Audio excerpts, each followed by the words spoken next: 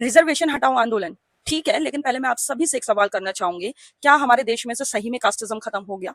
अगर खत्म हो गया तो आज भी इंटरकास्ट मैरिज पर इतना विरोध क्यों होता है? आज भी ऑनर किलिंग क्यों होती है? आज भी बहुत से लोग अपनी बेटियों की शादी दलित परिवार में करने से क्यों डरते हैं? हाल ही में एक पिता ने अपनी बेटी के दलित युवक से शादी करने पर उसे जीते जी मरा हुआ मानकर उसका पिंड दान कर दिया। आज भी लोग अपनी गाड़ियों, दुकानों और सोशल मीडिया पर गर्व से अपनी कास्ट लिखते हैं, अपनी जाति लिखते हैं कि proud to be this, proud to be that. आज भी कई जगह दलित दूल्हों की बारात, टेंपल एंट्री और जाति के नाम पर विवाद होते हैं। आज भी दलित बच्चों के साथ स्कूल में भेदभाव की खबरें सामने आती है। हायर एजुकेशन और पीएचडी एडमिशंस में भी समय समय पर कास्ट डिस्क्रिमिनेशन के आरोप सामने आते रहते हैं। तो फिर ऐसी स्थिति में कैसे कह दें हम कि कास्टिज्म खत्म हो गया? कास्टिज्म एक बीमारी है और रिजर्वेशन उसकी दवा। और जिस दिन ये बीमारी खत्म होगी, दवा की जरूरत भी खत्म हो जाएगी ऑटोमेटिकली। लेकिन जब बीमारी आज भी जिंदा है तो इलाज कैसे हटाने की बात कर सकते हो? रिजर्वेशन कोई पॉवर्टी एलिवेशन स्कीम नहीं है। रिजर्वेशन का मतलब रिप्रेजेंटेशन होता है। ये पॉजिटिव डिस्क्रिमिनेशन या अफर्मेटिव एक्शन इसको कह सकते हैं।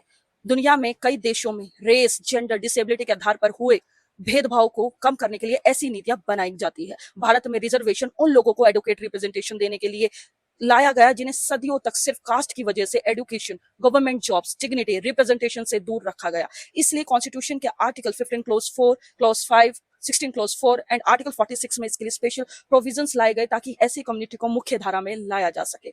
अब लोग कहते हैं कि रिजर्वेशन से मेरिट खत्म हो जाती है।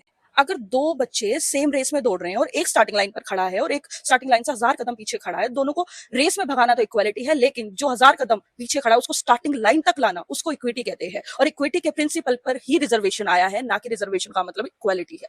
फिर लोग कहते हैं कि एससी एसटी में तो अमीर लोग रिजर्वेशन ले लेते हैं, अब तो ये कम्युनिटी पढ़ चुकी, लिख चुकी, आगे बढ़ चुकी, कामयाब हो चुकी, तो रिजर्वेशन छोड़ क्यों नहीं देते? तो एससी एसटी रिजर्वेशन का आधार कोई गरीबी नहीं बल्कि social discrimination, historical exclusion and representation है। इसलिए इसकी तुलना ईडब्ल्यूएस से मत कीजिए। ईडब्ल्यूएस का आधार इकोनॉमिक वीकनेस है। अगर किसी की समस्या सिर्फ गरीबी है ना, तो उसे scholarship, free coaching, free support and other financial assistance से उसकी हेल्प की जा सकती है। लेकिन सोशल डिस्क्रिमिनेशन का इलाज सिर्फ पैसों से नहीं हो सकता। एक गरीब इंसान अमीर बन सकता है, लेकिन सिर्फ पैसे आने से समाज की भेदभाव वाली सोच नहीं बदल सकती। इसलिए याद रखिए, रिजर्वेशन किसी पर एहसान नहीं बल्कि सोशल जस्टिस है। जिस दिन इस देश में किसी इंसान की पहचान उसकी कास्ट से नहीं, उसके सरनेम से नहीं, बल्कि उसकी काबिलियत से होगी, खत्म हो जाएगा, उस दिन रिजर्वेशन की जरूरत भी अपने आप खत्म हो जाएगी। लेकिन जब जब इस देश में कास्टिज्म आता रहेगा, तब तब रिजर्वेशन आएगा। पहले कास्टिज्म को खत्म कीजिए, पहले अपनी भेदभाव वाली सोच को खत्म कीजिए, पहले अपने अंदर के ब्राह्मणवाद को खत्म कीजिए, फिर रिजर्वेशन पर सवाल उठाइएगा।